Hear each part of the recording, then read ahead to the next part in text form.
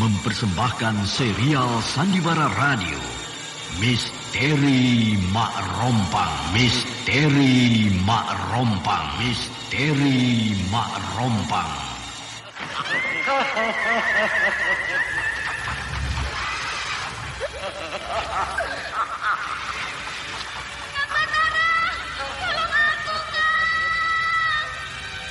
Cepat kemari, Wulan. Mak Rompang. Kisah bangkitnya kembali setiap 200 tahun.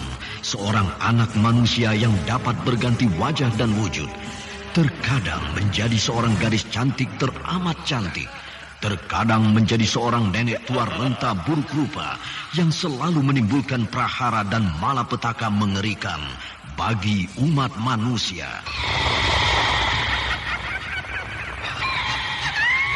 Bahaya, kita dalam bahaya.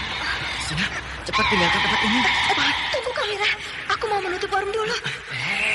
Jangan pikirkan warungmu, pikirkan nyawamu. Hei, menjauh. Tuk Tunggal bilang menjauh. Takut itu berapa panas. Tuk Tunggal ada di mana, Wira? Tuk Tunggal berada di dalam kabut. Hei, menyingkir semua. Menyingkir keluar dari desa.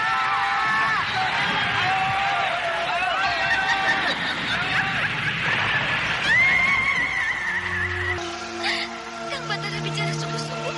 Iya, karena saya mencintaimu, Wulandari.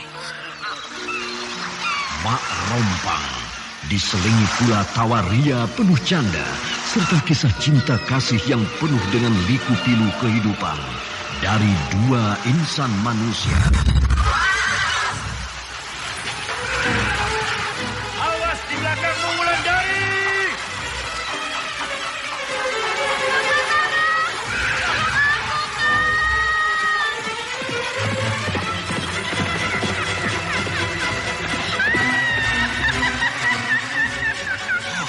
Celaka, Wulandari dibawa lari Mak Rompang. Dia.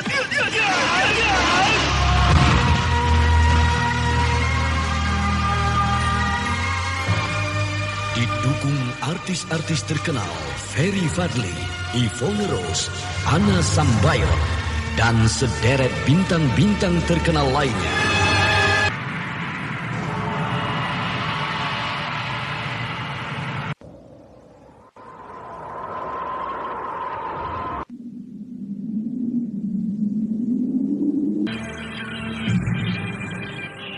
Aku sangat bahagia.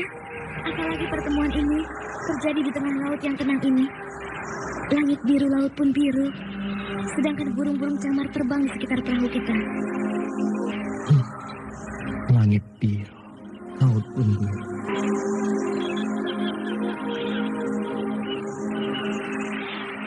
Ikutilah episode ke-13. Langit biru, laut pun biru. Langit biru, laut pun biru. Langit biru, laut pun biru.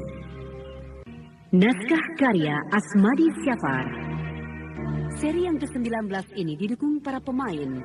Yvonne Rose sebagai Wulandari, Bandi sebagai Aki Kuranta, Eli Burhan sebagai Nisepi, Herman sebagai Tembok. Anda sekarang masih mendengarkan Sandiwara Radio di channel Memori 80. Dan Indra Mahendra dengan sutradara Denny Denhas. Pada kisah yang lalu diceritakan, Ki Wulandari bertarung dengan Ki Sabrang. Di dalam pertarungan itu Ki Sabrang sangat terdesak. Dalam bahaya semacam itu, Ki Sabrang mencabut keris yang bernama Si Buntung, sehingga Wulandari terkena hawa racun keris itu. Wulandari menghindar dengan cepat. Walau di dalam perjalanan Wulandari pingsan, ketika dia sadar, dia telah ditolong oleh seorang kakek yang bernama Aki Kuranta. Namun kakek itu bukanlah seorang penolong. Justru dia ingin mencelakakan Wulandari, sehingga gadis itu kini dalam bahaya. Di Tegal Sari di rumah Aning, kedua ayah dan anak itu sedang dalam kebingungan yang luar biasa, karena mereka mendapat hadiah uang yang banyak sekali dari Ki Sabrang. Apakah kamu sudah siap menemani aku ke surga, gadis cantik? Kalau kau ingin melumpuhkan aku, kenapa tidak kau lumpuhkan sekalian tanganku ini, Aki? Tidak perlu. Karena kalau kau letih nanti, kau bisa bergantung padaku. Atau kau bunuh saja aku sekarang. Oh jangan, kita belum terbang ke sorga kebahagiaan cantik. Nanti setelah aku cicipi tubuhmu, baru aku membunuhmu. Bagus. Dia tidak akan curiga. Kalau aku mempunyai keris kecil di pinggangku, tanganku ini masih bisa mencabut keris kecil ini. Begitu tubuhnya menghimpitku, maka akan aku pejamkan keris kecil ini ke perutnya. Mari kita mulai, bidadariku. Kalau kau mendekat, aku pasti membunuhmu. Masih saja galak kamu, ha? Tapi tidak apa-apa. Aku suka pada gadis galak seperti kamu. Kematianmu sudah dekat, Aki. Mendekatlah lebih rapat lagi. Nah, kau kini berada dalam pelukanku.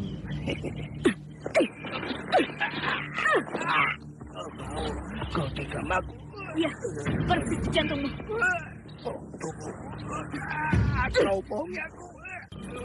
Dia sedang menegang nyawanya. Sebentar lagi dia pasti mati. Kenapa dia terus menggeliat di atas itu? Dia berubah menjadi ular besar. Oh, darah ular ini membasahi seluruh tubuhku.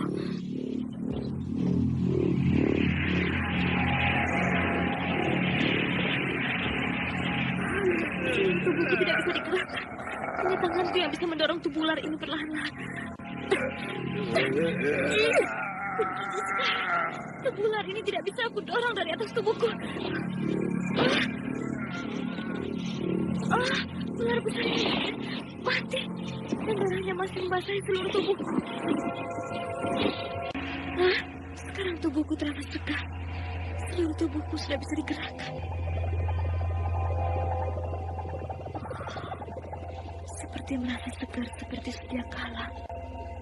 Rasa sakit dan lumpuh di tubuhku hilang sama sekali. Aku menyerah kalah di tanganmu, Wulandari.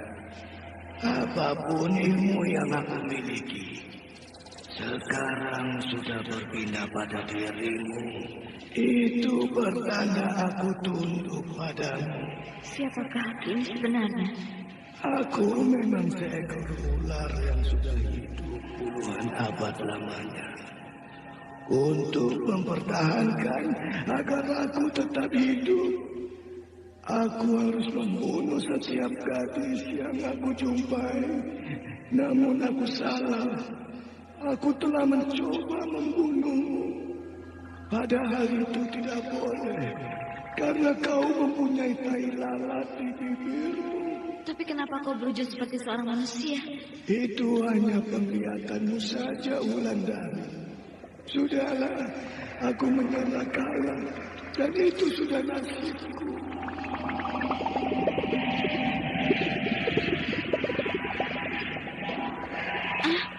Tubuh ular itu hilang.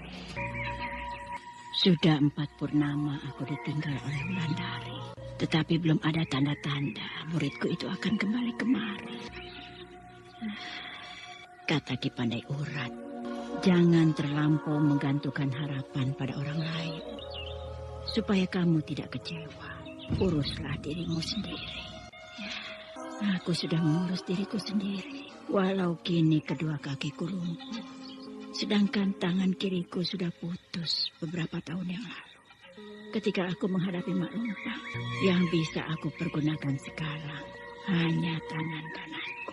Serangan yang dilakukan Nyirupas itu memang luar biasa. Aku tidak menyangka kalau siluman itu mempunyai ilmu yang begini hebat. Sehingga membuat kedua kakiku lumpuh. Ternyata banyak sekali orang-orang yang hebat di atas dunia ini.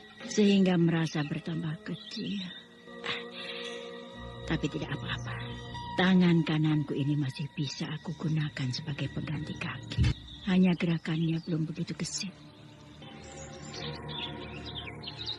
Nyi Sepi mulai bergerak turun dari rumahnya yang kecil dan sederhana. Bahkan rumah itu boleh dibilang sebuah pondok. Namun dia turun bukan beringsut seperti lazimnya orang lumpuh. Telapak tangan kanannya menekan lantai Dan ketika urat-urat tangannya mengencang, maka satu kali ayun, tubuhnya sudah melayang bagikan kapas turun ke tanah. Sungguh suatu gerakan luar biasa. Karena gerakan itu membutuhkan latihan yang tekun dan keras. Sehingga gerakan yang dilakukan Nyi Sepi lebih cepat bila dibandingkan dengan jalan biasa. Kini Nyi Sepi menuju batas Telaga Sore. Dia mencoba untuk keluar dari pagar gaib yang telah dibuatnya sendiri. Dia ingin mencoba ilmu baru yang sejak 4 bulan yang lalu dilatihnya sendiri. Nyi Sepi memandang binatang-binatang hutan yang berkeliaran. Matanya tajam memandang seekor burung gagak yang terbang berliku-liku di atas kepalanya. Melihat burung gagak itu, dia ingat pada burung-burung gagak Mak Rompang, sehingga tampak wajahnya tegang menahan marah. Dengan tenang, dia patahkan sebuah ranting, lalu dimasukkan ke dalam mulutnya. Dan dengan kecepatan yang luar biasa, dia semburkan ranting itu ke arah burung gagak yang sedang terbang. Maka melesatlah ranting dari dalam mulut Nyi Sepi bagaikan sebuah anak panah. Tidak lama kemudian, ranting itu menancap di tubuh burung gagak yang sedang terbang, lalu burung itu terhempas mati ke tanah. Kena juga burung ini aku hantam dengan kekuatan semburan mulutku. Sehingga dia mati. Tapi aku tidak puas. Karena yang aku arah adalah lehernya. Sedangkan yang kena cuma temboloknya. Berarti aku harus berlatih lebih keras lagi. Aku harus berlatih di luar garis gaib yang aku buat. Karena di sini banyak binatang yang bisa aku gunakan untuk sasaranku. Aku memasuki desa Mentilin. Orang-orang melihat aku dengan aneh. Mungkin mereka heran melihat pakaianku seperti ini. Sedangkan dulu mereka tahu bahwa aku tidak berpakaian seperti ini. Aku tidak peduli.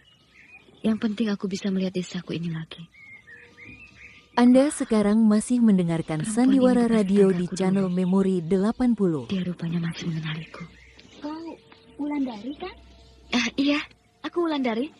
Dan kau Bingka bukan? Oh, Wulan. Akhirnya kita bertemu juga. Iya, ternyata kita bertemu juga ya. Setelah beberapa tahun kita berpisah. Oh, aku hampir-hampir tidak mengenalimu tadi. Karena pakaianmu seperti laki-laki. Bahkan kalau aku lihat, kau ini seperti pendekar. Kenapa kau berpakaian seperti ini, Wulan? Ya, supaya dalam perjalanan aku tidak diganggu orang. Maklumlah, keadaan sekarang tidak aman. Banyak hal-hal yang tidak kita inginkan bisa terjadi. Kalau aku perhatikan lama-lama, kamu sudah bertambah cantik dan tambah dewasa. Apa betul begitu? Betul. Apa kamu mau mampir ke rumahku? Sebenarnya aku ingin mampir. Tapi aku ingin melihat kuburan ibuku dulu. Kuburan ibumu terletak di belakang rumahmu dulu. Jadi mampirlah. Nanti aku antar kamu ke kuburan ibumu. Biarlah.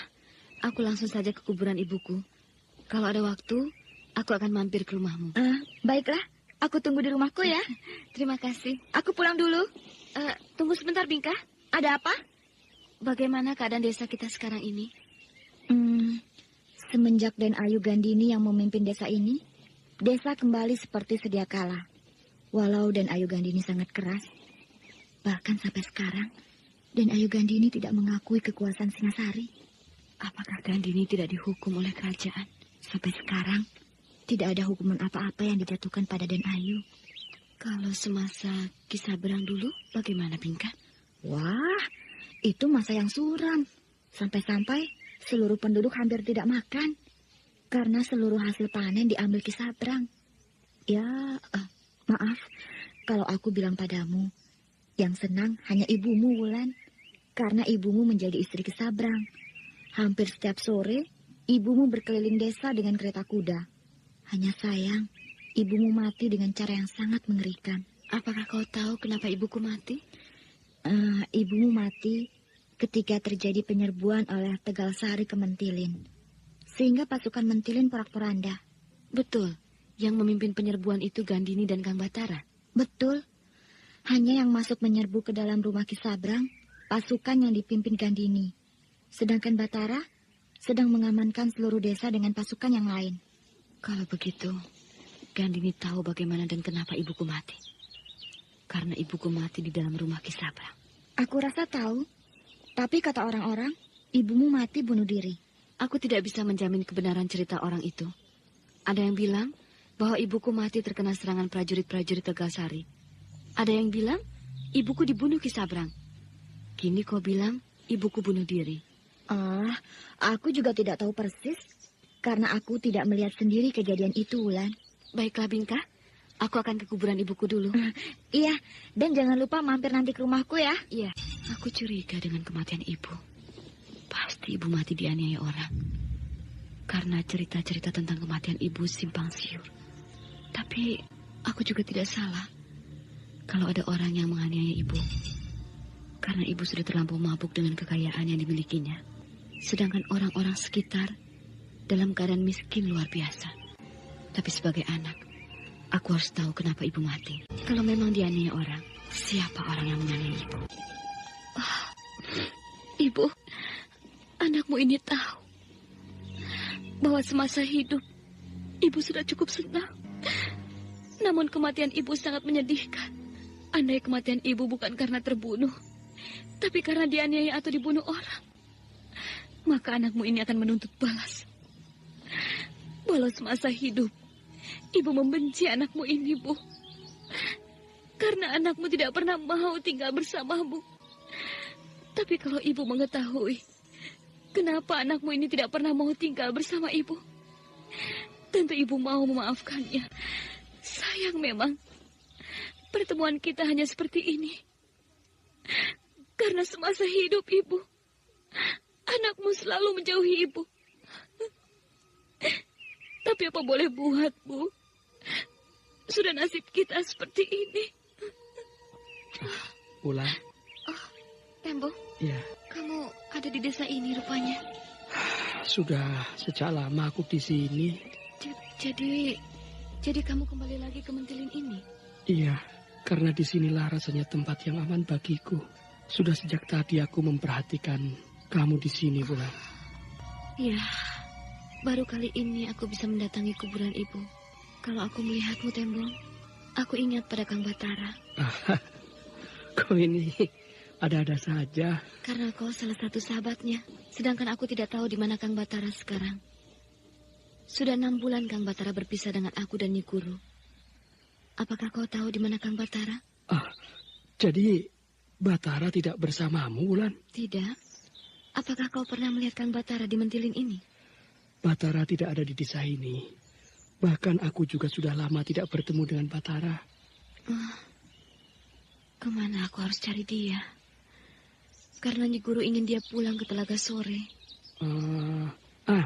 Rasanya aku pernah mendengar dari seorang petani, Wulan, bahwa beberapa bulan yang lalu dia melihat Batara. Betul begitu? Betul. Kalau kamu mau, aku antar ke sana. Iya, antarkan aku ke sana. Ayo. Ki Jumit. Siapa itu? Aku, Ki. Ada tamu agung rupanya. Dan ini, tunggu. Rasanya aku pernah melihat dia. Tapi di mana? Saya Wulandari, Ki Jumit. Wulandari. Oh iya. Wulandari, anak Suni bukan? Iya, Ki. Sayang ibumu sudah meninggal. Kalau tidak, tentu dia akan senang melihat anak gadisnya sudah dewasa dan sangat cantik seperti ini. Ki Jumit ada-ada saja. Nah, apa yang bisa aku bantu untuk kalian berdua? Kami ingin bertanya pada Ki Jumit. Apakah betul Ki Jumit pernah bertemu dengan Batara beberapa bulan yang lalu? Batara? Ya. Iya. Aku pernah bertemu dengan dia. Karena dia melintas di halaman rumahku ini bersama dengan seorang kawannya. Tapi tampaknya mereka tergesa-gesa. Siapa kawannya itu, Ki Jumit? Laki-laki atau perempuan? Laki-laki setengah baya. Apakah Kang Batara menegur Ki Jumit? Iya, tapi mereka tidak berhenti. Mari. Mari duduk dulu di sini. Wulandari memandang jauh ke arah jalan yang ditempuh Batara 6 bulan yang lalu. Hatinya bertambah rindu pada kekasihnya itu. Seolah-olah dia melihat Batara berjalan ke arah yang ditunjuk oleh Ki Jumit. Wulandari menarik nafas panjang. Sementara Tembong diam-diam memperhatikan Wulandari dari samping. Dia maklum apa yang sedang bergejolak di dalam dada gadis cantik bagaikan bidadari itu.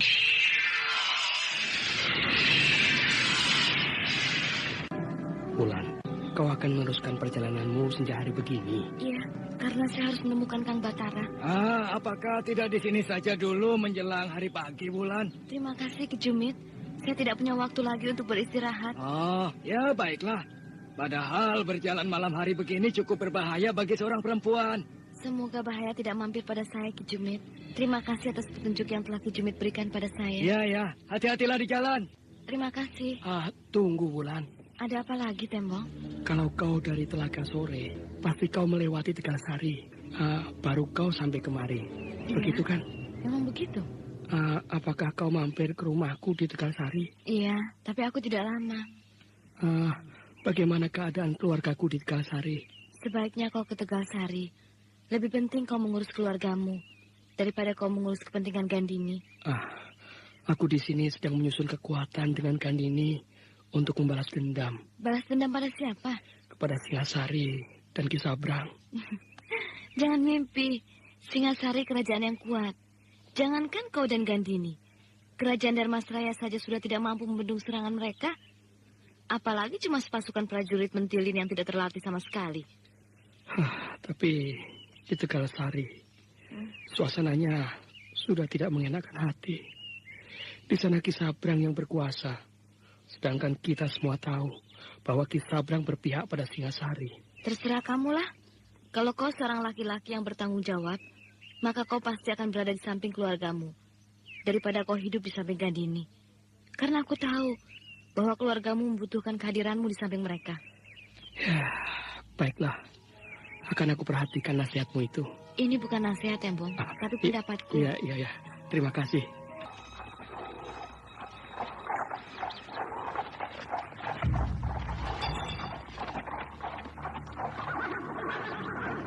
Apalagi kepentingan prajurit-prajurit itu datang kemari, Aning. Mau apa lagi mereka datang kemari, Pak? Entahlah, Aning. Tapi mereka membawa sebuah joli. Biasanya joli untuk membawa putri bangsawan. Apakah ada putri bangsawan di dalam joli itu, Pak? Rasanya joli itu kosong, Aning. Mereka kemari, Aning. Rasanya prajurit-prajurit ini adalah prajurit yang datang memberikan uang kepada kita dulu, ya? Iya. Apakah mereka akan memberikan uang lagi kepada kita, Pak? Mungkin, Aning. Aku tidak mau menerimanya. Aku takut. Itu sebuah pancingan untuk menanyakan tentang kakak Wulan kepada kita. Mereka sudah dekat, Aning. Maaf, Den Ayu. Kedatangan kami mengganggu Den Ayu dan Kirambat. Iya, kenapa dia memanggilku Den Ayu, Pak? Entahlah, Aning. Den Ayu Aning, atas perintah kerajaan, Den Ayu sekeluarga diminta pindah ke bekas rumah di Ludira. Pindah? Bukankah rumah itu sekarang ditempati oleh Ki Sabrang? Iya, Den Ayu. Tapi Den Ayu sekeluarga diminta untuk menempati rumah yang ada di samping rumah induk. Aku jadi tidak mengerti. Kenapa kami disuruh pindah? Kenapa Kisanak memanggil aku dengan sebutan Den Ayu? Sedangkan aku bukan turunan bangsawan. Hamba tidak berani menerangkannya, Den Ayu. Nanti saja kalau Den Ayu sekeluarga sudah sampai di rumah yang baru, Den Ayu akan tahu semuanya. Marilah, Den Ayu. Kami sudah menyiapkan joli untuk Den Ayu. Sedangkan untuk Ki Rambat, kami sudah siapkan seekor kuda tunggangan yang baik. Maaf, Kisanak. Aku merasa Kisanak pasti sudah salah alamat.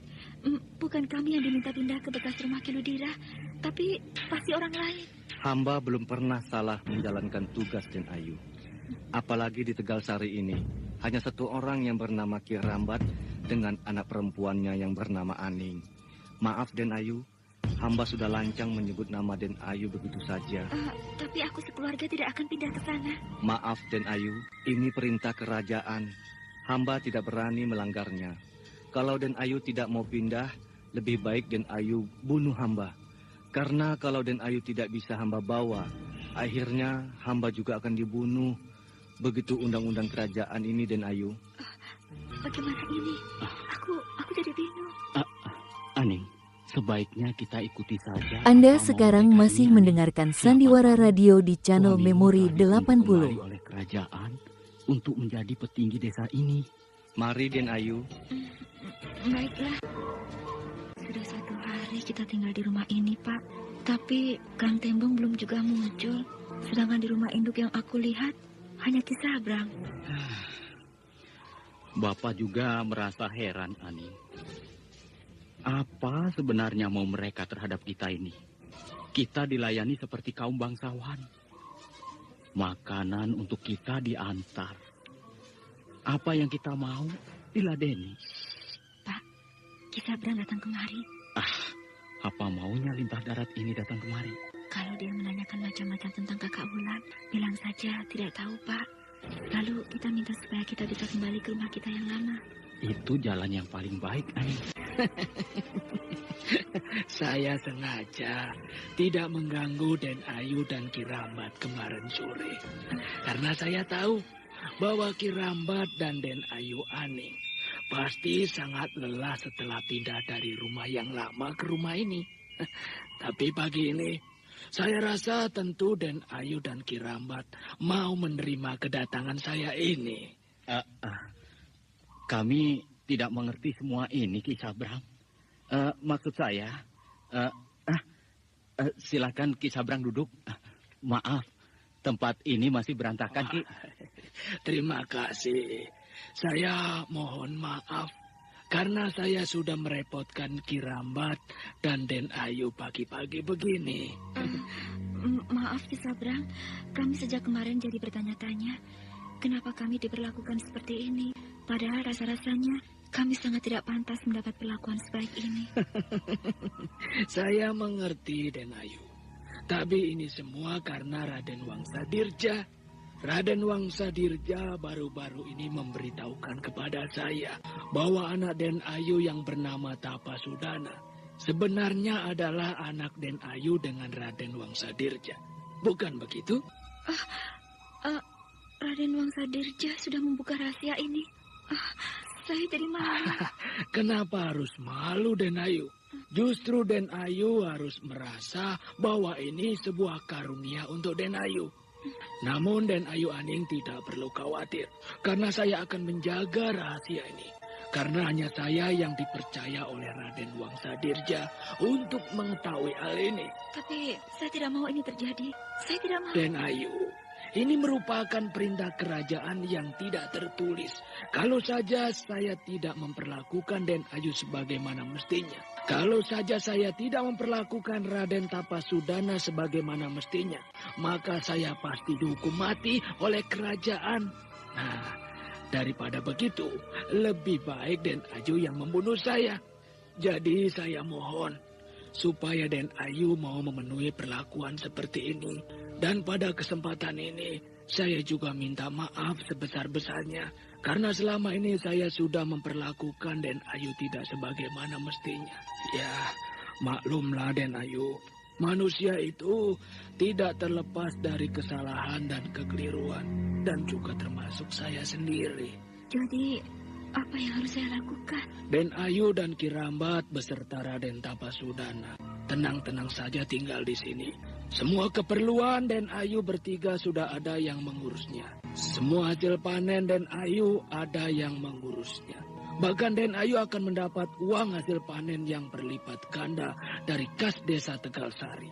Namun kalau Den Ayu menolak, maka seperti saya katakan tadi, lebih baik Den Ayu membunuh saya daripada saya digantung di alun-alun kota raja. Karena saya sudah menyanyiakan hidup kaum kerabat keraton Dharmasraya.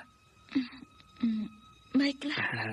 Terima kasih Den Ayu, terima kasih atas kesediaan Den Ayu tinggal di sini. Sehingga saya tidak akan kena hukum oleh kerajaan. Ternyata dugaan kita salah, Pak. Kang Tembong tidak akan bisa tinggal di sini. Semua ini karena anakku Tapasudana. Bukan karena Kang Tembong diangkat lagi oleh kerajaan menjadi pemimpin Tegalsari. Iya. Kita ikuti saja nasib ini, Ani. Bapak juga menjadi pusing kalau memikirkan hal-hal yang kita alami ini. Kesenangan dan kesusahan datang silih berganti dengan cepat. Baru 6 bulan yang lalu kita diusir dari sini. Sekarang kita tinggal lagi di sini. Dan disanjung-sanjung bagaikan kaum bangsawan. Ya, lalu bagaimana dengan Kang Tembong, Pak? Iya ya. Di mana dia sekarang? Apakah dia dalam keadaan selamat? Kamu ini ada-ada saja, Ki Sabrang. Kenapa kau bawa mereka tinggal di rumah sebelah? Apa kata orang nanti? Maaf, Den Wangsa. Semua penduduk sudah lama tahu hal ini. Hanya saya saja yang tidak tahu kalau anak Den Ayu itu adalah anak Den Wangsa juga. Nah, apakah pantas kalau saya tahu bahwa Raden Tapasudana adalah anak Den Wangsa, lalu saya biarkan hidup mereka seperti itu? Hah? Apakah saya masih bisa dibilang punya perasaan? Apakah saya masih bisa hidup tenang? Kalau di dekat saya kerabat Den Wangsa, saya biarkan hidup seperti itu? Tentu tidak, Den Wangsa.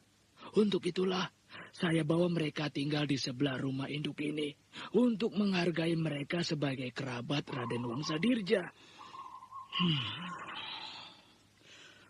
Aku sebenarnya tidak mau hal ini terjadi.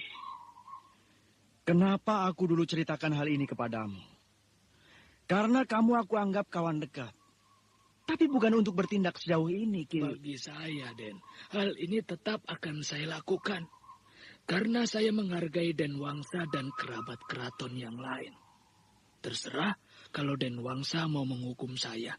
Yang penting bagi saya sudah menjalankan tugas mulia ini. Apa boleh buat? Aku juga tidak akan mau mengusir mereka kembali. Bukan kasihan pada mereka, tapi kasihan pada anakku Tapasudana. Walau bagaimanapun, dia adalah darah dagingku. Betul, Den. Mari, kalau Den Wangsa mau menemui mereka, akan saya antar ke sebelah. Lain kali saja. Atau karena tempat tinggal mereka masih kurang layak menurut Den Wangsa. Kalau kurang layak, saya bersedia pindah ke sebelah. Sedangkan Den Ayu sekeluarga silakan menempati rumah induk ini. Jangan. Tidak usah, Ki. Atau... bukan. Bukan saatnya sekarang aku mengunjungi mereka. Nanti saja. Kalau rasa kaget mereka sudah hilang. Baiklah Den Wangsa. Sekarang silakan Den Wangsa beristirahat. Karena baru saja Den Wangsa menempuh perjalanan. Iya. Aku memang butuh istirahat. Rencanaku berjalan seperti apa yang aku mau. Sekarang aku bisa memohon pada Raden Wangsa supaya aku tidak dikirim bergabung dengan pasukan kerajaan untuk menyerbu Pagaruyung. Karena aku sudah berjasa memelihara anaknya di rumah ini. Aku melihat bayangan beberapa orang berdiri menghadang jalanku. Pasti mereka bermaksud tidak baik. Aku harus siap. Kisanak, harap berhenti. Ki Jumit bukan? Iya, aku. Aku Wulandari, Ki. Tadi sore aku mampir di rumah Ki Jumit bukan? Iya, aku tahu. Lalu, kenapa Ki Jumit dan pengawal-pengawal ini menghadang jalanku? Aku diperintah oleh Den Ayu Kandini untuk membawamu kembali ke Mentilin. Membawaku ke Mentilin? Bukankah aku sudah berada di luar batas desa Mentilin? Sehingga tidak ada hak Gandini untuk menyuruhku kembali ke Mentilin. Aku hanya menjalankan perintah Wulandari. Kalau kau tidak mau, maka aku terpaksa menggunakan kekerasan. Kalau aku hajar keempat orang ini, aku sanggup. Tapi biar, aku ikut mereka. Aku ingin tahu, apa maunya Gandini itu terhadapku. Ayo, ikutlah apa yang aku perintahkan. Baik. Ikat tangannya. Maaf, Ki Jumit. Aku tidak usah diikat. Aku tidak akan lari. Dan kalau aku lari pun, tentu aku akan bisa kalian tangkap. Karena aku seorang perempuan yang lemah. Bagus, kalau kau menyadarinya. Ayo jalan. Iya. Kau tahu kesalahanmu? Tidak tahu? Kau telah masuk wilayah Mentilin tanpa seizin aku. Aku rasa aku tidak perlu minta izin padamu, Gandini. Karena dimanapun aku berjalan di daerah kekuasaan kerajaan Dharmasraya ini, aku tidak perlu minta izin. Karena aku adalah rakyat kerajaan ini. Tapi di Mentilin ini, kamu harus minta izin padaku. Aneh juga ketentuan yang kau buat. Aneh bagimu, bagiku tidak. Nah, untuk Ki Jumit, ini upahmu. Karena kamu sudah memberitahukan hal ini padaku. Terima kasih, Den Ayu. Kalau aku hajar Gandini ini sekarang, sama juga aku cari mati. Di sekelilingnya banyak sekali pengawal bersenjata. Tapi yang penting, Ki Jumit ini nanti aku beri pelajaran. Supaya dia tidak kurang ajar lagi padaku. Wulandari memandang sekelilingnya. Wajah-wajah pengawal yang ganas memandangnya dengan pengis. Sementara Gandini pura-pura tidak tahu. Namun di dalam hati perempuan muda itu merasa bangga. Karena dia tahu Wulandari tidak berani menyerangnya saat itu.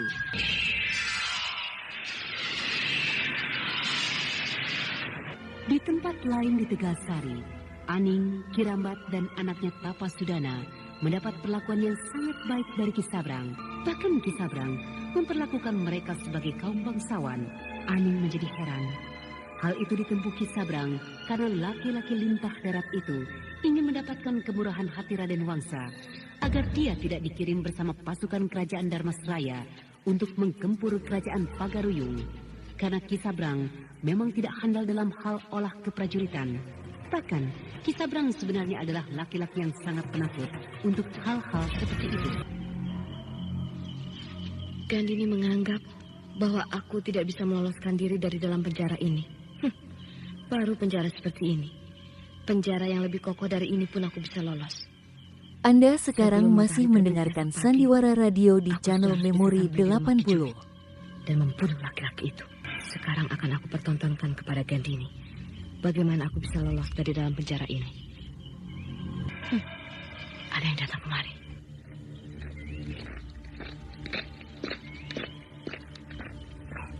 Wulan, aku mohon maaf. Aku tidak tahu kalau kau diperlakukan seperti ini oleh Gandini. Tapi percayalah, besok pagi sebelum matahari terbit, kau sudah dibebaskan. Tidak usah repot-repot, Tembong. Aku bisa mengurus diriku sendiri. Tidak. Aku tidak mau Gandini memperlakukanmu seperti ini. Aku harus menyelesaikan kejadian yang salah ini. Kau tidak usah mengurusi aku. Pergilah ke Tegalsari. Keluargamu menunggu kehadiranmu di sana. Nanti aku ke Tegalsari. Tapi kejadian yang menimpamu ini harus aku selesaikan. Terima kasih. Walaupun aku tidak butuh bantuanmu, Tembong. Kau tenang saja dulu. Aku akan menghadap Gandini. Sekarang aku akan keluar dari dalam penjara ini. Supaya Gandini tahu bahwa tidak mudah untuk menangkap dan mengurungku seperti ini. Hei pengawal! Kamu memanggilku? Iya. Mau apa kamu? Aku haus. Aku mau minum. Itu kan minummu. Minumlah. Kalau kau haus, minumlah ayo. Tempat minum itu sudah habis. Kalau tidak percaya, lihatlah lebih dekat kemari. Kalau kau mau selamat, lepaskan aku dari dalam penjara ini. Ayo, jawab. Iya. Bukakan cepat pintu ini. Iya. Bagus, sekarang kamu yang masuk menggantikan aku. Ingat, kalau kau berteriak, maka pistol kecil ini akan menancap di jantungmu. Tidak, percayalah. Bagus.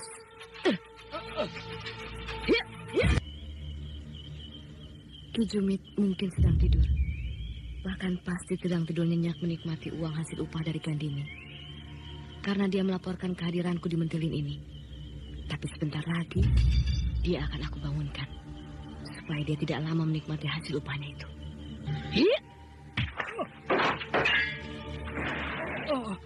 Kenapa? Ki Jumit terkejut melihat kehadiranku? Mau apa kau kemari? Hanya mau menunjukkan pada Ki Jumit bahwa aku bisa lolos dari dalam penjara Gandini. Karena meloloskan diri dari penjara seperti itu bukan hal yang susah bagiku. Iya. Selamatlah. Aku... Tunggu dulu. Iya. Ki Jumit mau kemana? Aku mau ke belakang dulu sebentar. Tidak boleh. Karena aku mau bertanya banyak pada Ki Jumit. Iya. Apakah setiap orang yang lewat di mentilin harus pengetahuan Gandini? Aku tidak tahu. Jawab yang betul. Iya.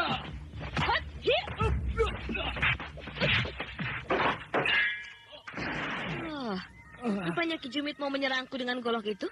Bagus. Mari kita main-main sebentar.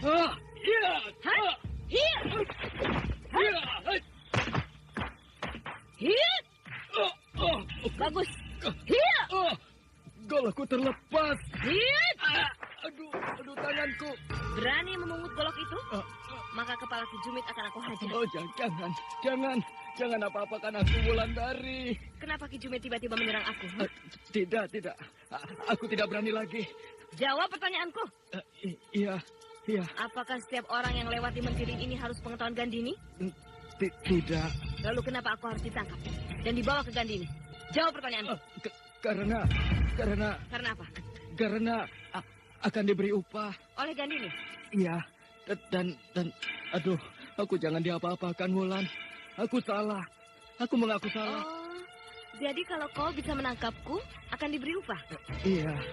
Jadi Ki Jumit mengorbankan nyawaku hanya untuk sekedar menerima upah dari Gandini? Begitu? Jawab. Iya. Jadi Ki Jumit tidak peduli dengan nyawaku rupanya? Jangan. Aku mohon ampun, Wulan. Aku jangan diapa-apakan. Aku tidak menyakiti Ki Jumit. Aku juga ingin memberi upah atas jeripaya Ki Jumit membawa aku kepada Gandini. Oh, jangan, Wulan. Jangan. Aku tidak perlu upah lagi. Nih. Hiya. Aduh, tanganku, Wulan. Aduh, tanganku. Kenapa kau tendang tanganku? Sebenarnya aku ingin menendang nyawamu, Ki Jumit. Tapi aku masih merasa kasihan. Karena kalau kau mati, tentu kau tidak sempat menikmati upah yang kau dapat dari Gandini. Aduh, kau kejam, Wulandari. Sebenarnya aku sudah berbaik hati, Ki Jumit. Tapi kalau kau menganggap upahku belum cukup, maka terimalah ini. Kau apakan kedua tanganku?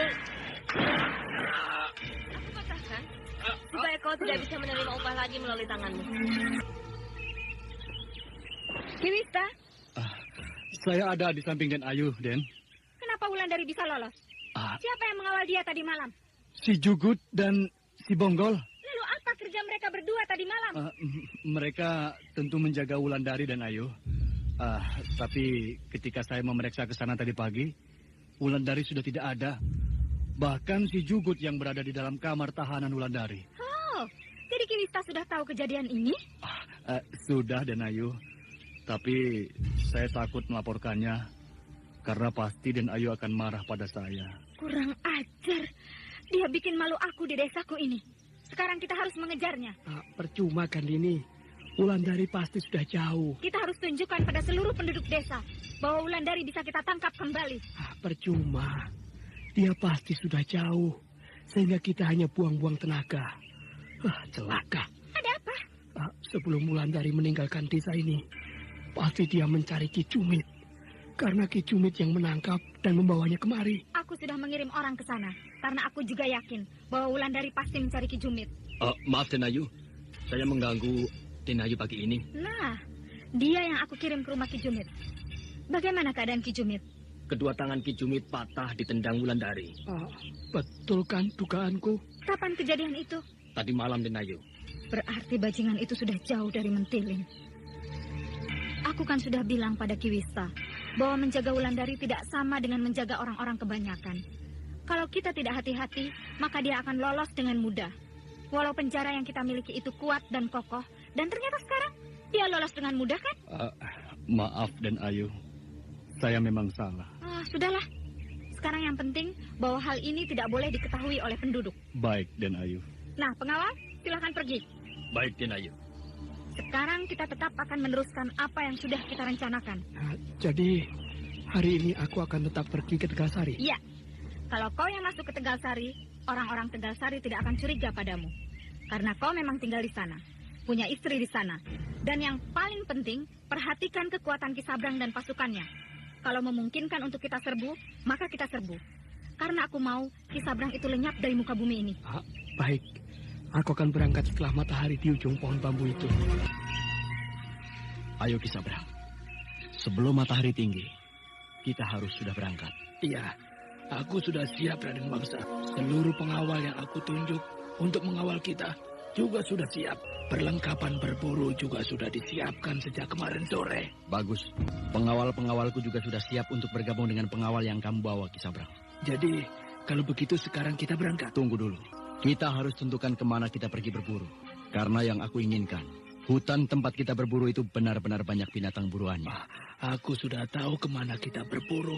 Jadi Den Wangsa ikuti saja aku. Baik, tapi kalau tidak ada binatang buruan, maka Ki Sabrang yang akan aku jadikan binatang buruan. Den Wangsa, ada-ada saja. Ayo. Iya, Den.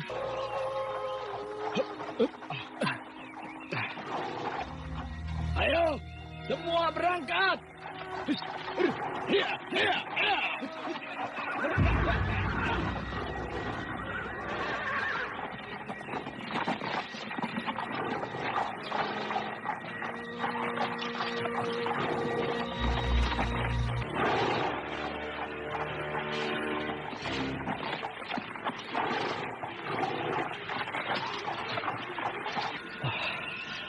Aku datang pada waktu yang tepat ke Tegasari ini. Di saat suasana sepi, penduduk desa sudah menutup pintu-pintu rumah mereka dengan rapat. Tegasari tampak seperti tidak punya semangat. Mungkin karena Ki Sabrang memeras mereka tanpa mengenal belas kasihan. Ya, sebentar lagi aku akan sampai di rumah.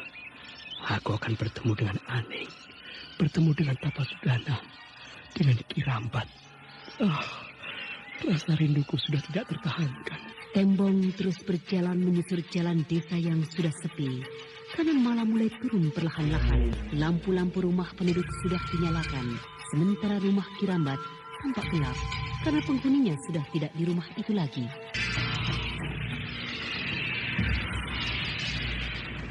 Di tempat lain di Telaga Sore, Ki Sabrang dan Raden Wangsadirja pergi berburu ke hutan untuk mencari binatang-binatang buruan.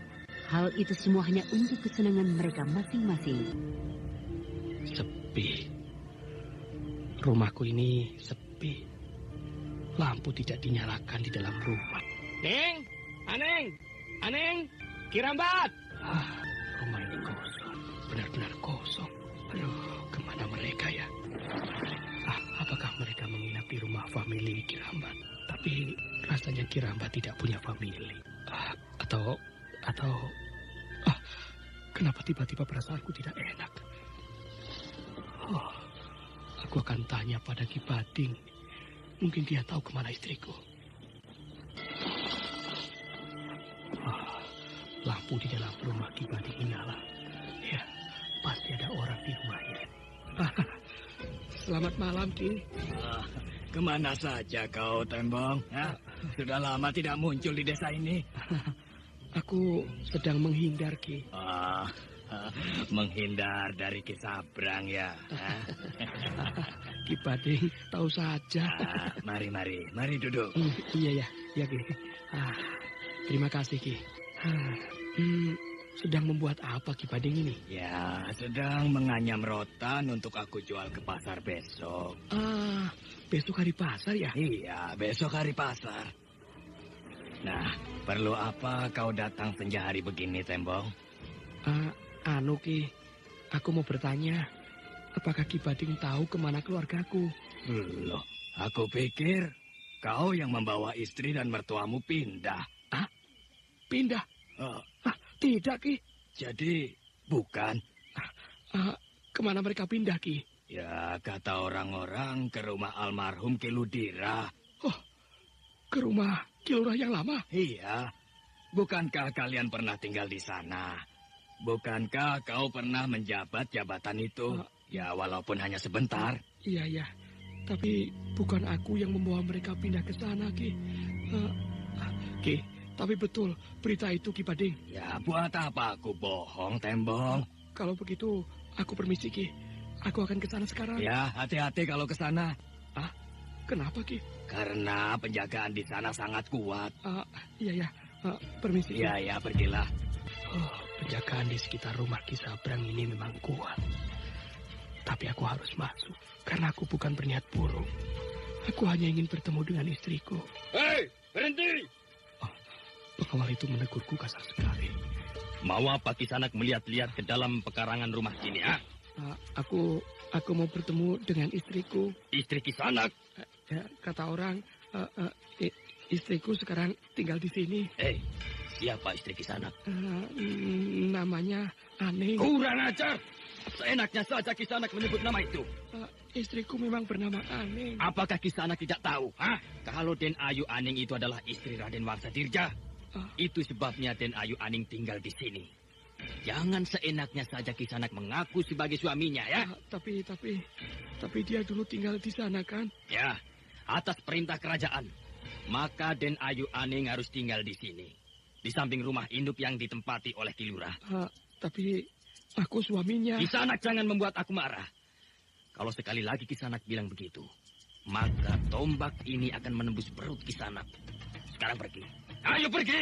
Iya. Aku pergi ya. Sialan. Aku diusir seperti anjing korap. Apakah dia lihat aku ini mirip anjing korap? Sudah 2 hari kita berburu. Tapi tidak satupun buruan yang kita dapat. Sebenarnya buruan banyak, Den Wangsa. Hanya kita saja yang tidak bisa membidik binatang-binatang itu dengan panah kita. Itu bukan karena aku bodoh berburu. Anda sekarang masih mendengarkan Sandiwara Radio di channel Memori 80. Jangan berdiri di bawah angin. Tapi Ki Sabrang selalu berdiri di bawah angin. Maksudku untuk menjaga supaya buruan itu tidak lolos, Den Wangsa. Iya. Tapi Ki Sabrang selalu berdiri di bawah angin.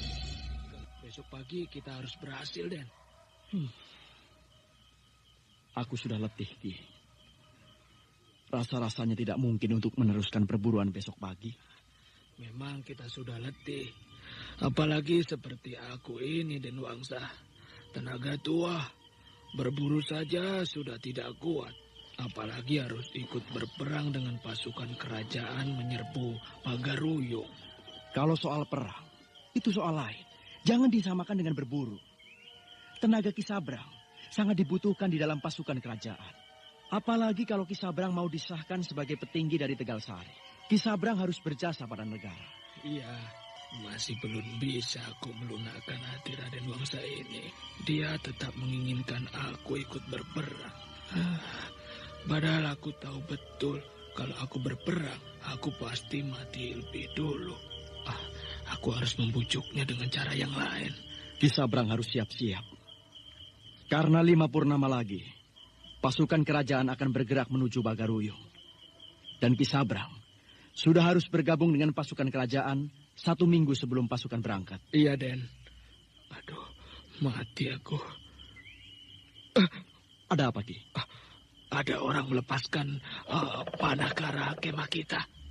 Wah, jangan-jangan... Awas, Den. Itu panahnya menancap di pohon.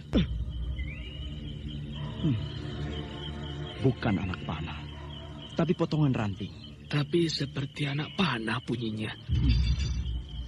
Pasti ada orang yang melepaskannya. Dan orang itu mempunyai kekuatan yang sangat hebat. Sehingga hanya sepotong ranting bisa menancap di batang pohon. Dan mungkin ada orang yang mau mencelakakan kita. Mungkin juga. Bagaimana kalau kita pindah saja dari sini? Kalau menurut aku, lebih baik kita pulang saja. Daripada kita mati di hutan ini. Ya, memang lebih baik kita pulang saja. Sejak pertama kita berburu, perasaanku sudah tidak enak. Kita selalu sia. Itu suatu pertanda bahwa ada bahaya yang mengancam kita. Jangan banyak bicara. Ayo bergemas. Ya. Apa itu?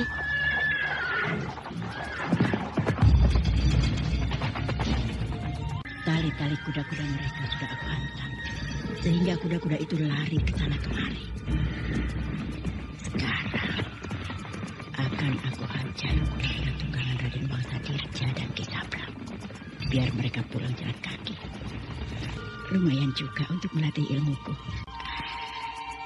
Ini kuda Ki Sabrang. Dan semburan ranting dari mulutku ini harus mengenai tali tambatan kudanya. Harus tenang.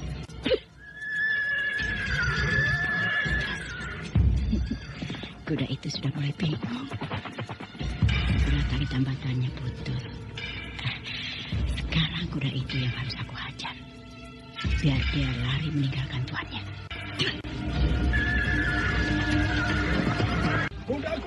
Kuda-kudanya lepas semua. Kuda-kudanya lepas. Aki, kudanya lepas. Pak, kuda itu sudah lari jauh. Sedangkan mereka kalang kabut. Kini Ki Sabrang tidak punya tunggangan lagi. Sekarang giliran kuda Raden Wangsa Dirja. Kini mereka tidak punya kuda tunggangan lagi.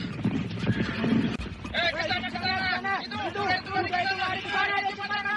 Ayo cepat. Mereka sudah pergi. Sekarang hutan ini kembali sepi dan tenang. Aku mendengar bunyi kereta kuda di kejauhan. Apakah mereka membawa kereta kuda? Coba aku lihat. Jalan aku menjejak tanah masih kurang bagus. Sehingga tubuhku terhempas. Tetapi tanganku ini sudah kuat untuk mengangkat tubuhku. Aku harus lebih banyak lagi latihan. supaya tangan kananku ini benar-benar bisa menjadi pengganti kaki bagiku. Oh, celaka. Bukan kereta biasa, tetapi kereta kuda Mak Rompang. Kereta kuda Mak Rompang sudah semakin dekat, sedangkan aku sudah semakin jauh keluar dari Traka Suling. Aku sudah tidak punya kesempatan untuk kembali. Apa boleh buat, aku harus hadapi, walau aku mati. Kereta kuda ini persis berhenti di dekatku. Tidak, usir kereta kuda itu masih tidak. Tidak memandangku dengan tajam. Berarti dia tahu aku ada di sini. Mak Rompang turun dari kereta kudanya. Berarti dia tahu juga aku berada di sini. Siapa itu? Mak Rompang tidak berkepala. Siapa? Aku. Suaramu kenal. Kau ini sepi. Mak Rompang berbaju panjang putih. Bajunya panjang sehingga sampai menyapu tanah. Dia tampak muda, tetapi sayang dia tidak berkepala, sehingga mengerikan. Bagus, kau hadang jalanku. Berarti kau mencari mati. Nah, matilah. Hiya, hiya, hiya. Bisa kau mengelakkan seranganku, ha? Sejak kapan kau punya ilmu hilang begini? Dia tidak bisa melihatku, karena kepalanya tidak ada. Hiya! Hebat kau sekarang sepi. Bisa kau mengelakkan seranganku dengan mudah. Hanya serangannya saja yang salah. Ayo, jangan mengelak terus. Lawan aku. Nih, untukmu. Kau serang aku? Aku persis memikirkannya. Darah mengucur dari lukanya. Apakah siluman ini masih mempunyai darah? Sepi tidak mau mengeluarkan suara, supaya keberadaannya tidak diketahui oleh Mak Rompang. Sementara Mak Rompang masih berputar-putar memegang dadanya. Sementara Nyesepi di dalam hutan yang lebat, di dalam kegelapan malam, bertemu dengan Mak Rompang yang sedang menaiki kereta kudanya. Perkelahian pun terjadi, walau Mak Rompang hadir tanpa kepalanya. Oh, dadaku. Oh, kau apakan dadaku, Sepi? Ternyata serangan ranting kayu yang aku semburkan kepadanya. Ampuh juga, dia berputar-putar kesakitan. Tetapi aneh, darah segar mengucur dari lukanya. Ternyata kau serang aku dengan sebuah ranting kayu ini. Sekarang, terimalah seranganku. Hiya! Hiya!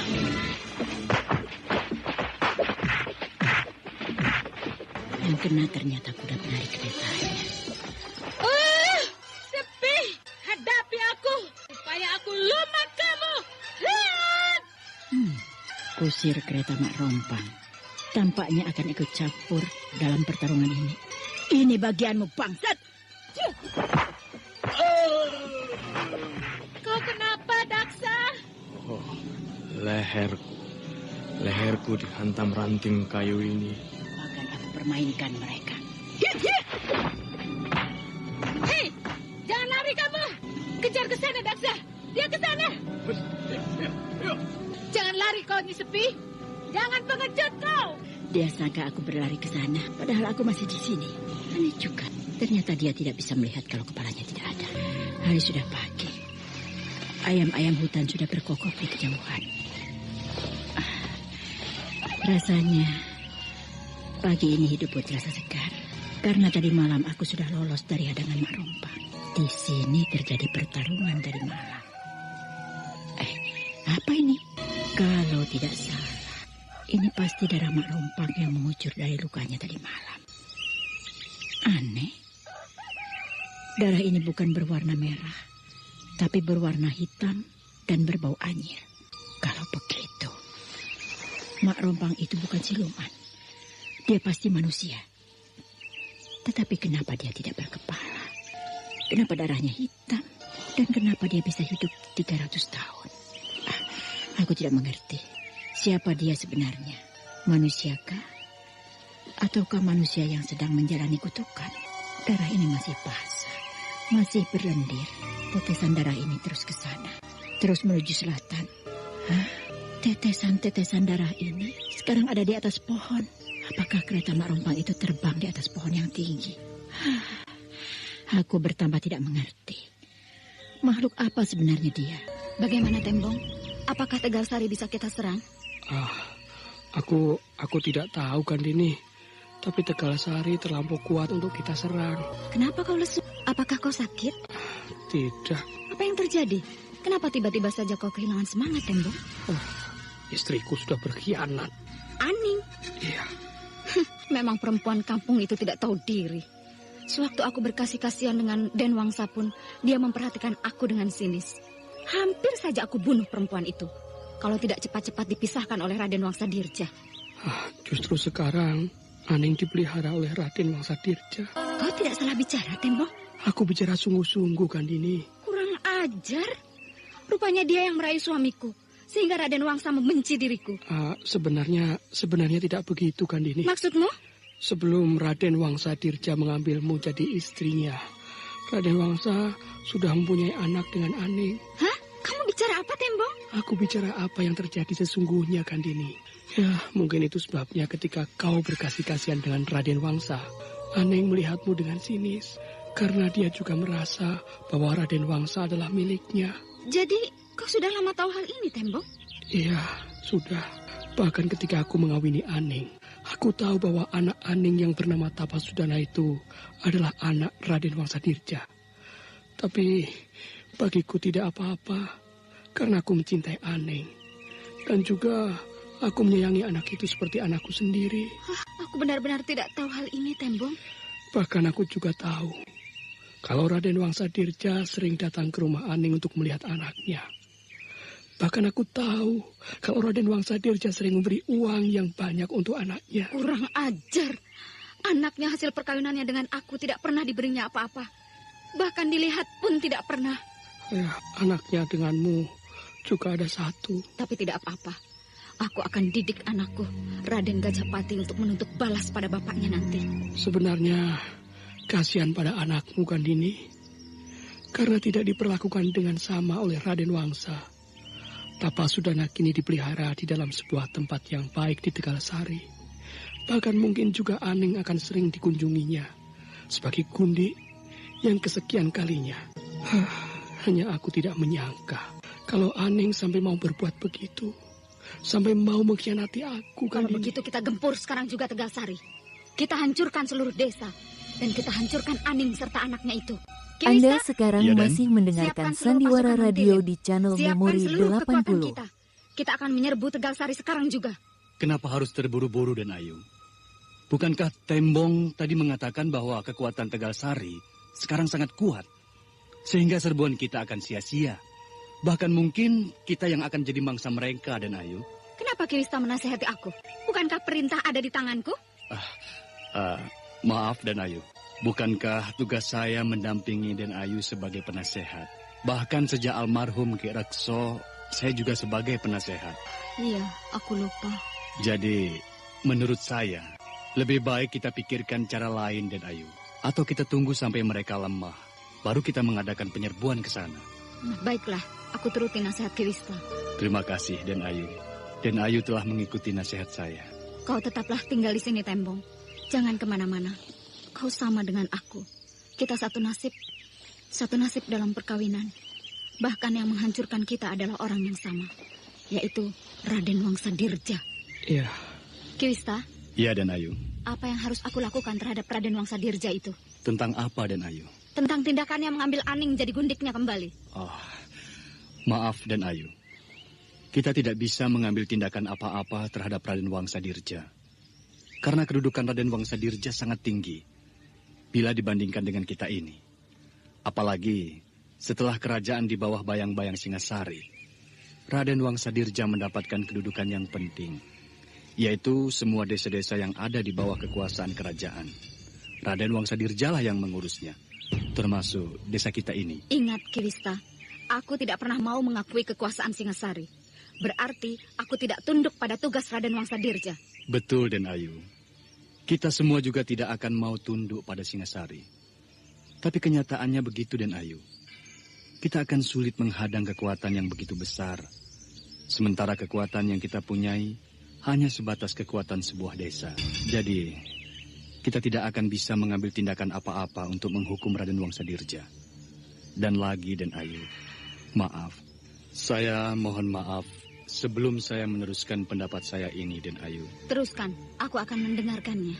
Maaf, Den Ayu. Siapapun akan tahu bahwa Den Ayu sendiri tentu tahu bahwa bangsawan-bangsawan di kota raja banyak mempunyai gundik, baik yang diketahui umum maupun yang tidak pernah diketahui oleh siapapun. Nah, Den Ayu, mungkin Aning adalah salah satu gundik Raden Wangsa yang baru kita ketahui sekarang ini. Siapapun tidak akan pernah bisa menghambat kalau Raden Wangsa ingin kembali pada gundiknya. Bahkan Tembong pun tidak akan punya kekuatan apa-apa atas kejadian ini. Ini yang aku tidak suka. Mereka bertindak semena-mena. Mereka memperlakukan orang lain seenaknya saja. Maaf, Den Ayu. Kita sebenarnya tidak boleh begitu. Apalagi Den Ayu adalah istri resmi dari Raden Wangsa. Sebaiknya lah Den Ayu biarkan saja Raden Wangsa begitu. Aku biarkan? Untuk apa? Yang akan Den Ayu pikirkan, bagaimana agar Raden Wangsa bisa kembali pada Den Ayu. Mana mungkin aku bisa kembali pada orang semacam itu, Ki Wista. Masih segar dalam ingatanku bagaimana dia akan menggantung aku dan Tembong di kota raja. Alasannya hanya sepele, karena aku dituduh bercintaan dengan Tembong. Sedangkan dia sendiri boleh bercintaan dengan siapa saja, boleh mempunyai anak dengan siapa saja. Ya, inilah hidup Den Ayu. Hidup yang harus kita lakoni. Kalau bagian kita seperti itu, kita harus terima. Kita tidak akan mungkin menolaknya. Cukup, Ki Wista. Ki Wista tidak usah menasehati aku dalam hal hidup. Aku tidak perlu mendengarnya. Maaf, Den Ayu. Sekali lagi saya mohon maaf atas kelancangan saya ini. Jadi betul Ibu pernah melihat laki-laki seperti itu lewat sini? Iya. Kira-kira, ya, beberapa purnama yang lalu. Jadi bukan sendiri dia lewati pantai ini, Bu? Mereka bertiga. Yang 2 orang lagi sudah tua. Siapa yang 2 orang itu ya? Aku tidak kenal rasanya. Kemana mereka berjalan, Bu? Terus ke laut. Ke laut? Iya. Mereka seolah-olah berenang di laut. Lalu aku tidak pernah tahu lagi kemana mereka. Seperti mereka bertiga menyelam ke dalam laut. Apakah orang lain juga melihat mereka? Tidak. Bahkan ketika aku ceritakan kepada para nelayan, mereka mentertawakan aku. Bahkan ada di antara mereka mengatakan bahwa aku sudah melihat hantu laut. Ilmu Kang Batara sulit diterka. Aku bahkan tidak tahu kalau Kang Batara bisa berenang dan masuk ke dalam laut. Tampaknya Nyai penting betul dengan laki-laki itu. Dia kakak saya. Itu sebabnya saya mencarinya. Dan apakah Ibu yakin kalau mereka bertiga itu manusia? Maksud saya mereka bukan hantu laut? Yakin. Kalau hantu laut tidak seperti mereka, ada tandanya. Bahkan pemuda gagah itu menegurku dengan ramah. Tentu sudah. Kalau aku berhadapan dengan laut luas seperti ini, aku tidak tahu lagi kemana harus mencari Kang Batara. Betul, pemuda itu kakak Nyai? Betul, Bu. Ya, kalau dilihat-lihat, kalian memang mirip. Yang satu gagah dan yang wanita cantik. Ibu ini ada-ada saja. Aku bicara sungguh-sungguh. Kalau boleh aku bertanya, Nyai ini dari mana? Dari Mentilin, Bu. Mentilin? Di mana itu? Di Dharmasraya. Oh, kerajaan Dharmasraya. Jauh sekali. Siapa namanya yang cantik ini? Wulandari. Wulandari. Wajahmu benar-benar cantik bagai bulan purnama. Ibu, saya jadi malu dipuji terus dari tadi. Sudahlah. Sekarang kamu mau kemana? Saya belum tahu, Bu. Mungkin saya akan pulang kembali ke desa saya. Kalau kamu mau, kamu boleh beristirahat di rumah ibu. Bukankah kamu sudah menempuh perjalanan panjang? Terima kasih atas kebaikan ibu. Mari kita pulang, supaya kamu tahu rumah ibu. Iya, maaf, siapa nama ibu? Panggil saja Mak Ici. Mak Ici, apakah Mak Ici sudah cukup mengumpulkan kerang? Cukup. Ayo. Iya. Wulandari berjalan beriringan menuju rumah Mak Ici yang baru saja dikenalnya. Wulandari berjalan sambil memperhatikan sekeliling. Suasana desa yang sepi dan tentram, mendembur ombak terdengar sekali-sekali.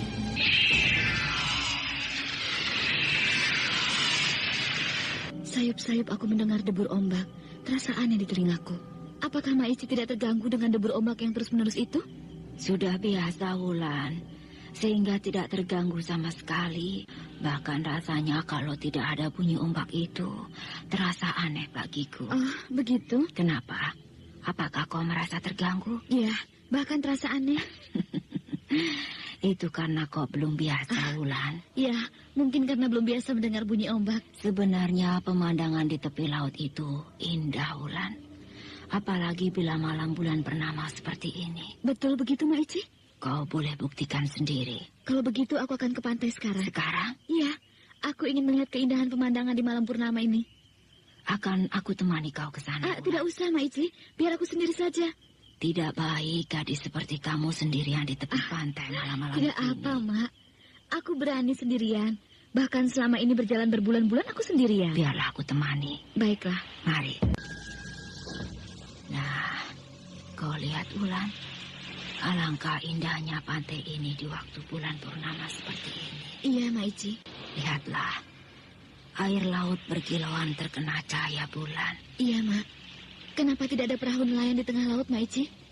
Bila bulan purnama, tidak ada satupun nelayan pergi menangkap ikan ke laut. Karena ikan semua lari dan menjauhi perahu nelayan. Oh, begitu. Itu apa, Mak Ici? Itu adalah penyu yang sedang mencari tempat untuk bertelur. Itu penyu. Mari, kita duduk di bawah pohon kelapa itu. Iya.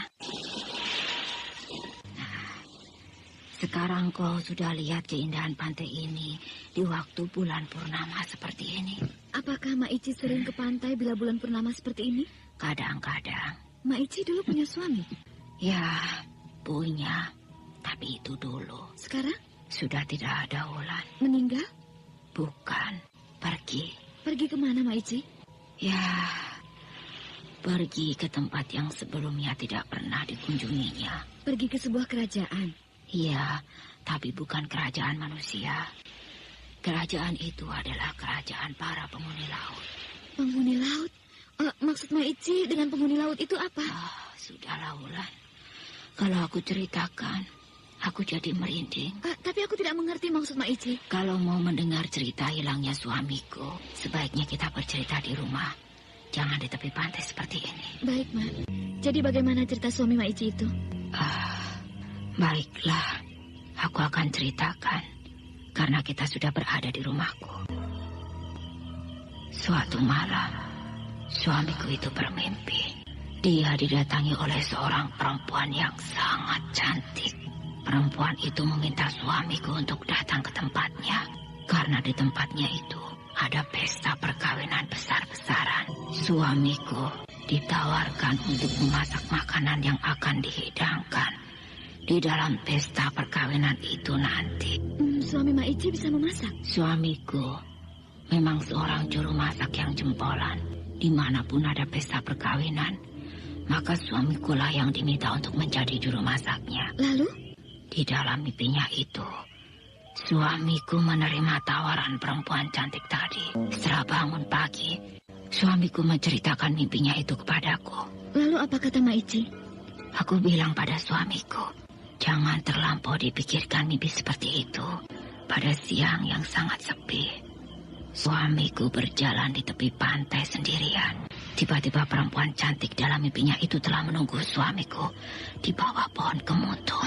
Apakah suami Mak Ici masih bermimpi? Tidak. Suamiku bertemu dengan perempuan cantik itu di tepi pantai adalah kejadian yang sebenarnya. Terus bagaimana, Ma? Apa kata perempuan cantik itu? Katanya pesta perkawinan di tempatnya sudah dekat. Kenapa suamiku tidak bersiap-siap untuk pergi menjadi juru masak di tempatnya? Apakah suami Maici tidak takut bertemu dengan perempuan cantik itu? Suamiku bukanlah orang yang penakut, Wulan. Bahkan suamiku adalah laki-laki pemberani. Lalu bagaimana akhirnya, Maici? Suamiku akhirnya pergi ke negeri perempuan cantik itu, walau aku sudah melarangnya. Karena aku mendapatkan firasat yang tidak baik akan terjadi. Tapi suamiku tetap berkeras ingin pergi. Katanya, dia ingin mencari pengalaman baru. Lalu Maici? Siang berikutnya, suamiku berangkat ke tepi pantai. Bahkan aku ikut mengantarkannya. Sesampai di tepi pantai, aku terkejut. Karena perempuan cantik yang datang dalam mimpi suamiku telah menunggu di bawah pohon kemuntung. Perempuan cantik itu memandangku dengan pandangan yang sangat tajam. Lalu dia mengajak suamiku pergi ke negerinya. Suamiku berjalan mengikuti perempuan itu. Namun, pemandangan aneh dan mengerikan terjadi. Suamiku dan perempuan cantik itu berjalan menuju laut. Aku memanggil dan menjerit. Tapi suamiku seolah-olah tidak memperdulikan jeritanku. Mereka tetap berjalan dan hilang tenggelam ke dalam laut. Mengerikan sekali. Apakah orang-orang kampung tidak menolong suami Maici itu? Semua orang laki-laki masuk ke dalam laut mencari suamiku. Bahkan seluruh perahu nelayan dikerahkan mencari sampai ke tengah laut. Dan ditemukan mayatnya? Jangankan mayatnya, sepotong bajunya pun tidak pernah ditemukan orang sampai hari ini. Jadi ke negeri mana suami Maici itu pergi sebenarnya? Kepercayaan nelayan di pantai ini bahwa negeri yang dituju suamiku adalah negeri hantu laut. Bahkan kata orang tua-tua, suamiku sudah hidup di sana. Apa betul begitu, Maici?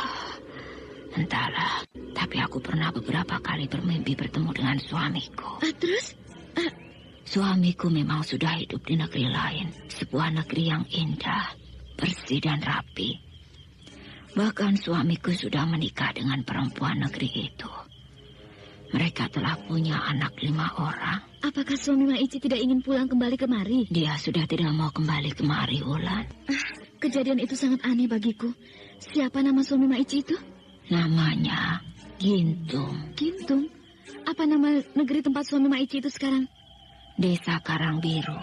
Bahkan suatu ketika, pada saat bulan purnama seperti sekarang ini, aku pernah melihat suamiku berjalan di tepi pantai bersama dengan istri dan anak-anaknya. Aku memanggil-manggilnya, tapi suamiku tidak mendengar panggilanku. Mereka berjalan terus ke arah kedalaman laut dan tiba-tiba hilang ketika ombak besar menggulung mereka. Itu sebabnya, Wulandari, aku tidak mau pergi ke pantai di saat bulan purnama seperti sekarang ini. Karena kejadian itu masih terbayang di mataku. Kapan kejadian itu berlangsung, Maici? Kira-kira 25 tahun yang lalu. Sudah lama juga ya. Umur Maici sekarang berapa? Aku tidak tahu. Tapi mungkin sudah berjalan 50 tahun. 50 tahun? Tapi Maici kelihatan sudah lebih tua dari umur yang sebenarnya. Ya, maklumlah. Karena aku menanggung beban penderitaan yang sangat berat. Apakah kira-kira kakakku juga mengalami nasib seperti suami Maici? Entahlah, Wulan. Tapi rasanya tidak. Karena kakakmu bukan berjalan dengan perempuan cantik itu, tapi berjalan dengan 2 orang laki-laki setengah baya. Andai kata kakakku juga mengalami nasib seperti suami Maici, maka percumalah aku berjalan sejauh ini mencarinya. Siapa nama kakakmu itu, Wulan? Batara. Batara. Betul kata Maici kemarin malam, bahwa pantai ini sangat indah di bawah sinar bulan purnama seperti ini. Wah, alangkah sedihnya kalau benar-benar Kang Batara mengalami nasib seperti suami Maici itu. Kang Batara, apakah nasib kita harus sudah berpisah sampai di tepi laut ini? Dan aku merasa bahwa Kang Batara memang betul-betul mengalami nasib seperti suami Maici. Terbayang olehku bagaimana Kang Batara berjalan terus menerjang ombak dan hilang tenggelam di dalam laut. Terbayang olehku bahwa Kang Batara berjalan bukan dengan 2 orang laki-laki setengah baya itu, tapi Kang Batara berjalan bersama dengan perempuan cantik yang berdiri di bawah pohon kemuntung ini. Aku sekarang juga berdiri di bawah pohon kemuntung ini. dan memandang ke laut lepas di bawah sinar bulan purnama. Aku tidak peduli kalau tiba-tiba perempuan cantik itu berdiri di sampingku. Bahkan aku ingin bicara dengan dia. Aku minta, aku mohon, kembalikan Kang Batara kepadaku.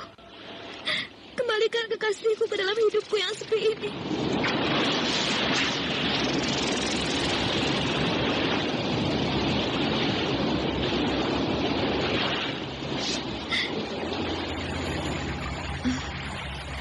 Betulkah yang aku lihat ini? Betulkah tiba-tiba ada jalan dari pantai ini menuju ke tengah laut? Apakah jalan ini menuju desa Karangbiru, seperti yang diceritakan oleh Mak Ici? Kalau iya, akan aku tempuh jalan ini, supaya aku bisa bertemu dengan Kang Batara. Aku melihat Kang Batara berjalan dari tengah laut itu menuju ke tepi pantai ini. Kang Batara! Kang Batara!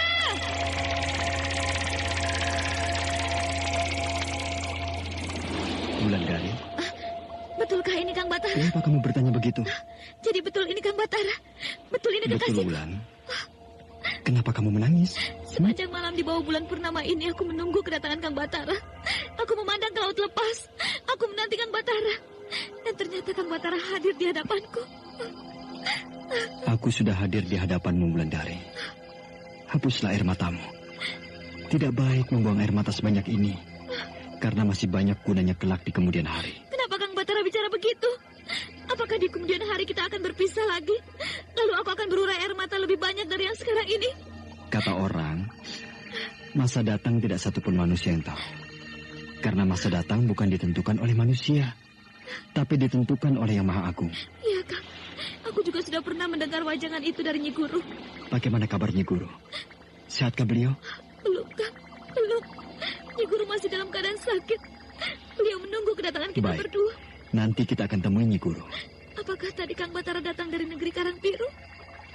Tidak. Aku belum pernah pergi ke sana. Syukurlah, Kang. Kenapa begitu, Wulan? Karena aku mencemaskan keselamatan Kang Batara. Aku selamat, Wulandari. Tapi kenapa kau menangis terus? Kang Batara, aku menangis karena bahagia. Belum pernah suasana seperti ini aku alami sebelumnya. Aku berada di dalam pelukan orang yang aku cintai di pantai yang sepi. Di malam yang sunyi, di bawah sinar bulan purnama. Aku juga begitu, Wulandari. Perasaan kita sama. Hanya aku tidak bisa mengatakannya. Kang Batara, peluklah aku erat-erat. Aku tidak mau Kang Batara meninggalkan aku lagi. Batara memeluk Wulandari erat-erat, seolah-olah mereka tidak akan bisa dipisahkan oleh apapun dan oleh siapapun juga. Nah, pendengar yang berbahagia, marilah kita ikuti lanjutan kisah ini esok hari pada waktu dan gelombang yang sama. Demikianlah tadi serial Sandiwara Radio Misteri Mak Rompang, episode ke-13, Langit Biru, Laut Pun Biru, dipersembahkan oleh Denhas Adya Suara, bekerja sama dengan PT Sinar Effendi Murni, produsen tablet obat kuat Aladina, obat terlambat bulan Menpas Kapsul, tablet obat kuat dan pegalinu Duta Rema, dan jamu godok Cap Gorilla. Terima kasih atas perhatian Anda. Sampai jumpa.